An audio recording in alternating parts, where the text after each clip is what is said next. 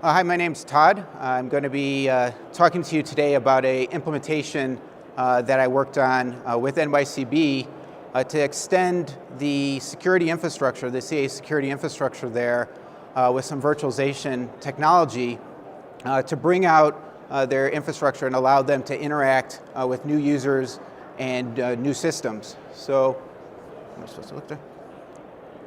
So the agenda that we're going to cover today, we're going to first touch on the business challenges. So what were the issues that we were facing at NYCB? The approach that we took. So what were the things we were going to put in place? What were the objectives and how we were going to get there?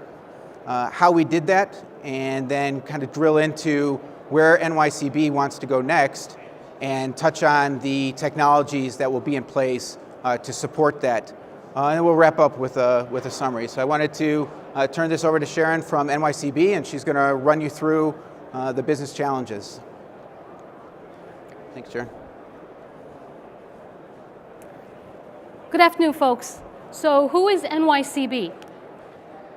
New York Community Bancorp is the holding company for New York Community Bank and New York Commercial Bank. Our origins go back to the year 1859, and we have since grown to be the largest thrift in the nation, servicing consumers and businesses through 255 branches across 5 states. Since the year 2000, we have grown significantly through 7 acquisitions and 2 FDIC-assisted deals. So let me tell you a little bit about myself. I am the IT Senior Director of Applications. I am responsible for all software packages and all internally developed applications. So when I was asked to do this presentation, I struggled with it. So I went back to a point in time in a prior life where I taught people how to be emergency medical technicians for fire departments and certified first responders. My job was to teach these people skills so that they could respond faster and smarter during emergencies. So I want to take a little bit of time today to show you and your company something that I feel will benefit you so that you can respond smarter, respond faster at the speed of now. So the primary business challenge that we had was basically bringing together disparate user data virtually so that these applications would not have to directly go into access the data directly. In order to do that, we had to retire the hard tokens for our legacy multi-factor authentication for VPN. We also had to give our contractors access to services in the cloud. Currently, when our employees access this cloud application, which is Clarity PPM, we were asked to use a federation identifier that was not the network login ID. So from the employee side, that was easy for us because we found a value that was basically unique to each employee, but was obscure to everyone else outside of the organization. For our third parties that needed to access this, there was no such information, so we had to make it up.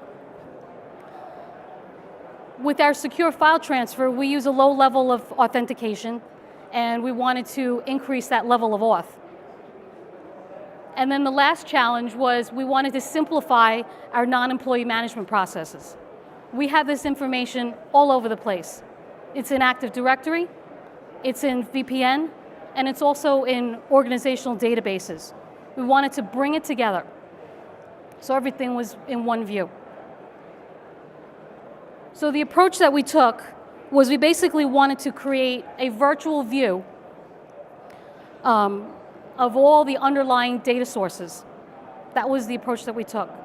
So the first part is to start with creating a unified profile or global profile for everyone. Employees, non-employees, third parties. We wanted to give them additional functionality that they never had before.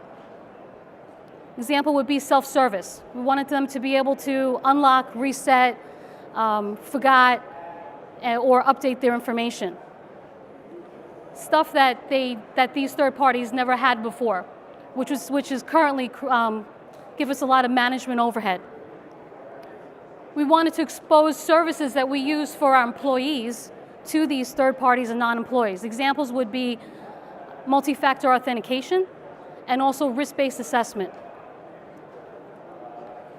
The credential management for these non-employees and third parties, we also wanted them to have the ability to be able to manage it themselves outside of the network. And then finally, we wanted to create a platform for future growth. If we allowed it where you didn't have to make changes within applications themselves, and now you can do it through this Radiant Logic tool. So Radiant Logic integrates seamlessly. It's that simple. Those of you out there, you may be using some of these solutions, maybe all of them, or other ones like it. We used it significantly for our IT service management in order to keep our employee information current. So how do we do this? We unified all the employee information across multiple data sources. So we took everything from everywhere, brought it into one virtual view. We were able to extend the multi-factor authentication now to everyone. It wasn't just for employees, we extended it out. We got rid of the custom code that was out there. We talked about service management. We created basically an ITSM sync. A lot of development behind it. Every time we added another repository, we had to deal with code. We all know what it is when you deal with custom code. Then we removed the custom business logic from applications. Example would be Authminder's PWP. In there, we had to create or put custom development in there so it knew where to go. You no longer need that. You could just do it within the VDS configuration, set up your attributes, and you're done. One of the things is when we brought all the employee data together from all these data sources, it was very interesting when you took a look at all this consolidated data. You saw stuff that you were like, oh, I didn't know that we didn't keep this up to date here, but maybe we do it there. So your data could be as good or as bad as it is. It's not clean. So the one thing, let me just go back a slide, is what we basically did with VDS is it acts almost like, I'll call it the application concierge, where basically it brings the data to wherever you need it to go. So what other opportunities are out there? Plenty. As long as you have applications that have their own unique user data, you can bring it into here. The bank itself has grown through acquisition, and with that, it will make our future acquisitions a lot more smoother. Because we all know that when you bring on new users onto existing systems, you have to re-enroll them, which is painful for the customer. So with VDS, we bring them into VDS, we configure it, and there you go, it's as is. There's nothing more you have to do, and they have access to that application. So I'm going to turn it over to Todd, and he'll give you all the nice, good technical stuff. Thank you, Sharon. So just wanted to kind of touch a little bit on some of these things that are necessary as you look to move on to these next steps. So as you look to, for example, migrate SiteMinder over to this virtualization layer, what are the benefits? Where do you need to go? What do you need to do? And if you think about the benefits of something like CSSO, and I'm an old integrity guy, so I apologize if I'm going to keep saying SiteMinder, but If you look at the benefits of CSSO, that ability to abstract away things like authentication and authorization from the applications, the benefits of being able to do that. You want to switch from forms authentication to CA advanced authentication, you can do that without changing any logic in your application itself. Centralizing the audit, centralizing the ability to see what users are doing across your applications, and having all of this within a common system. But you have kind of this gap, that white space that you see between the CASSO infrastructure and these repositories of information that exist off on the right side here. So how can you authenticate people? How can you get at that data if that data is scattered off across multiple repositories?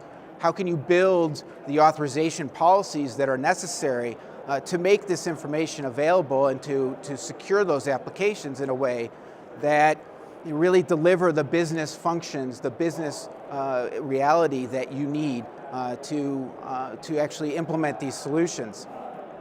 How do you take data and data that may not exist naturally within your environment and kind of construct it, put it together in ways like for federation that you need to use identifiers like the scenario that Sharon spoke about for doing things like I want to take now non-employees and allow them to access Clarity on Demand. Where do you implement that logic? How do I make that information available not just to CASSO, but also to all my other applications like advanced authentication, and pull that all together? So the answer is kind of one approach is a federated identity service. So pulling together this data in a way that lets you, in essence, group it and create this global hub, this universal kind of access point for all information. So how, kind of if you look at the picture, you see all these sources of information. You've got identity silos, you've got applications. And as you kind of route this, you put this into VDS, you can see then on the CSSO side that there's all those pieces, all those necessary components that are there to build those policies, to define the policies that you need, are now available through a central point of access. You don't have to do things like build directory mappings or link up SiteMinder to multiple sources, which is definitely an approach and a way to go. But this kind of keeps this at a layer where you can not only leverage it here in CSSO, but also in advanced authentication, also in your other applications like Sharon mentioned, the ITSM sync for the service management. So really, Radiant kind of delivered for us this basic foundation for all the security services that were implemented for CA.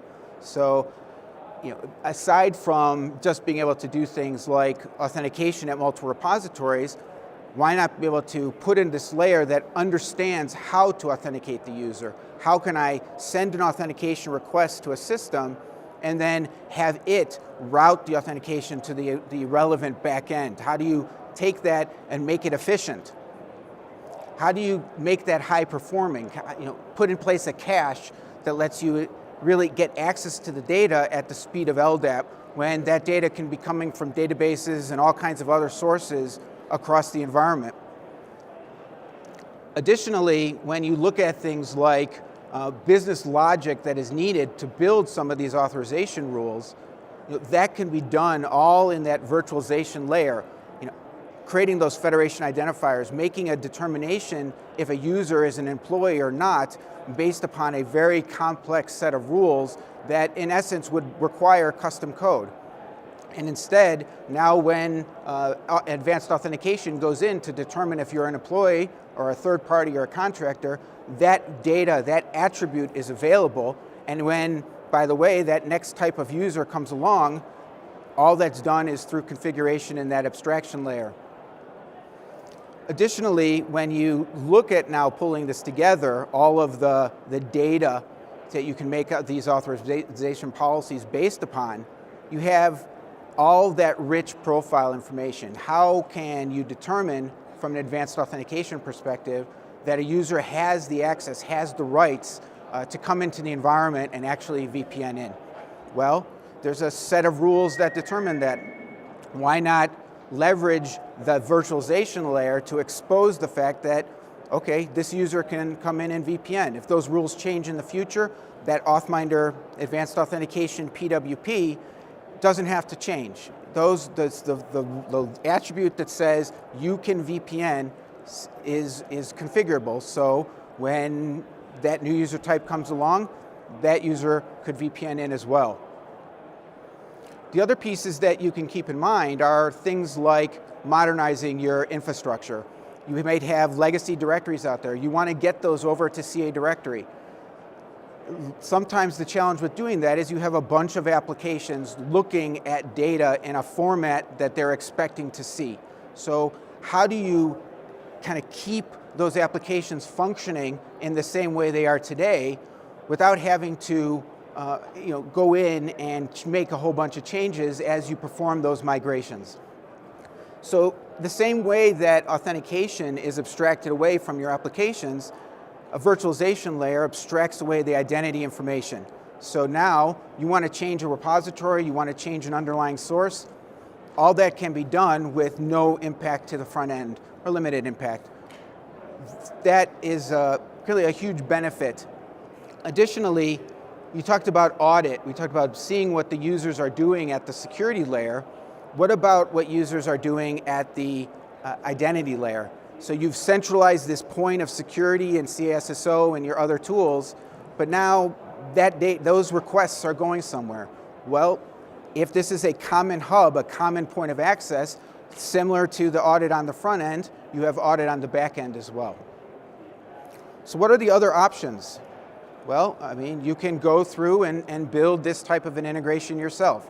As you add new repositories, all your applications have to be updated to point to the new repositories. If you want to add a new directory, you can go through and update your policies to point to the new directory. You want to add new types of users? Well, those users have to come in and the applications have to know about that. Each one of those kind of continues to compound the cost of what it takes to manage your environment. And if you think about things like cloud, the whole benefit, or one of the main benefits, is you're trying to simplify, you're trying to make this more cost effective. And if you're spending all your time integrating your systems, getting at those attributes that you need in order to build your assertions, to talk to these cloud providers, in order to kind of generate your own internal cloud systems, you're really losing out on the benefit of what you can do. So for us, what we found here is virtualization is really, this type of a common identity system is really the approach that was required. We were able to take kind of multiple repositories, and I'll go through the specific ones that we covered, bring them together and aggregate them. So take that first step of let's take all this information and put it in a single place, but then not only do that, start to do things like correlations. So understanding that Todd in system A and Todd in system B are really the same person, so that you have that global profile for me as a user with all of my attributes. The second piece is that now when you start to introduce these integrations into applications, we talked about the ITSM sync, we talk about CASSO or Authminder, Advanced Authentication, it really comes down to what is the specific set of data that is required for those applications. Not all applications need access or should have access to the same data. That's why you can create a view specific to that application. Let me kind of pull together just the attributes needed for the ITSM sync that it needs to create these users, get these employees and consultants into the ITSM system, so that help desk can support these users. When Advanced Authentication wants to go out and get the data it needs to determine who you are for authentication, to handle things like self-service, instead of kind of coding that to all the systems, make it available through this kind of single hub, and then it becomes just an attribute mapping exercise within Advanced Authentication. And then really the end piece of that is, what are the protocols, what are the mechanisms in which you want to make this data available? So that could be an LDAP, which we are using here. It could be web services. It could even be JDBC or ODBC. So why not separate the delivery, the protocol, from the underlying structure? Let me not only structure that data, make it available in a way that the application needs to consume it, but I can also deliver it through the protocol, through the service that it needs to get to that information.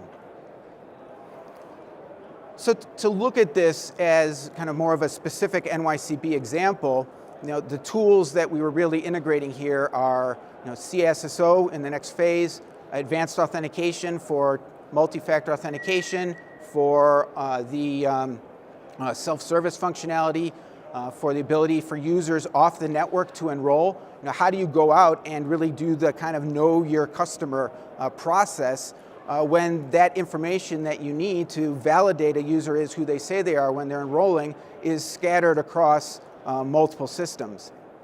How do we give the ability for a help desk person to validate who a user is through Identity Manager when you don't actually have the data in a single place and you don't want to give the system direct access to the data? This is security data. We don't want to sit here and export it or import it into sources where it doesn't need to exist. So on the left, you can kind of see we have the Active Directory environment. This is really where all the employee and non-employee data came from.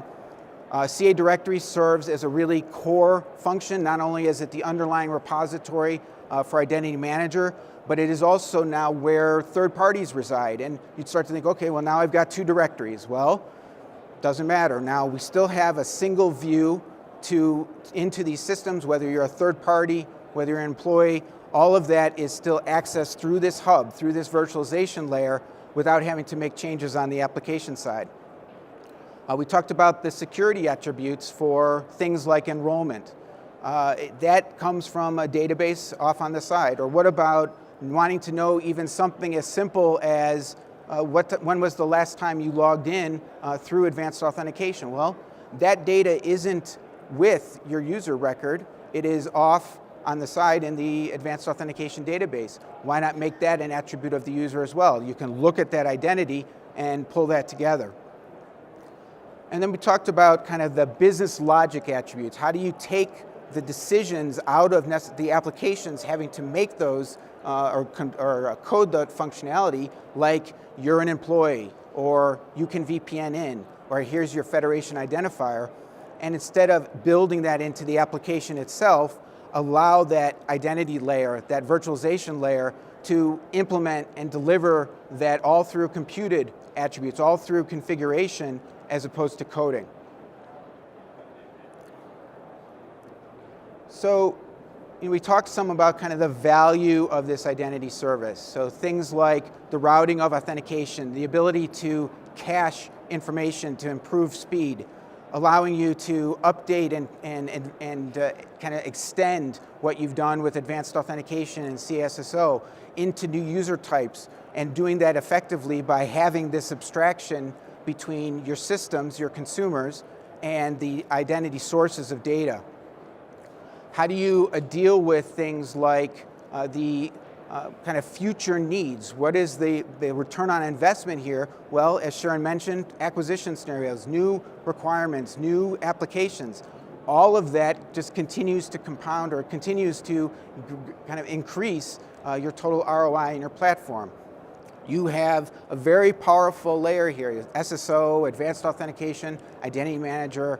All of these tools are doing a lot of important things in your environment. Well, keep them able to function and focus on really the core of what they're doing. Enforce those securities, authenticate users, and let the identity layer really kind of keep that abstraction, keep that kind of separation between those tools and the underlying repositories, so that you can make the changes, you can do what you need in the environment without having to impact all of the consumers of that identity information. So, just to summarize what we've talked about, really the key for NYCB was to take what we've done, to put in place, or take what we've put in place already, really this powerful infrastructure, this ability to authenticate users, multi-factor authentication, on the network versus off the network, policies around what you can do, and kind of use that to now say, okay, well, I'm going to take that and I'm going to give my non-employees, my consultants, access to the same applications and the same information. How do I put in place this hub, put in place this kind of centralized common layer that all my applications can consume, and how that was done? What did we do? We put that into this virtualization layer. We allowed the applications to refer to these attributes now, and as the source of truth, whether that user is sourced out of Active Directory or out of CA Directory, information coming out of the security databases, and really took all this and put that in place as the foundation for the future. So as that new acquisition comes along, as the next system comes up, when you want to really put that in place and get that out there as quickly as possible, you have not only the front end tools, the application tools, the security tools, but also the access to the identity information that you need. So thank you. We have time for some questions if anyone has any questions. Nope. Okay. Great. All right, thanks for coming. Yep, thanks very much.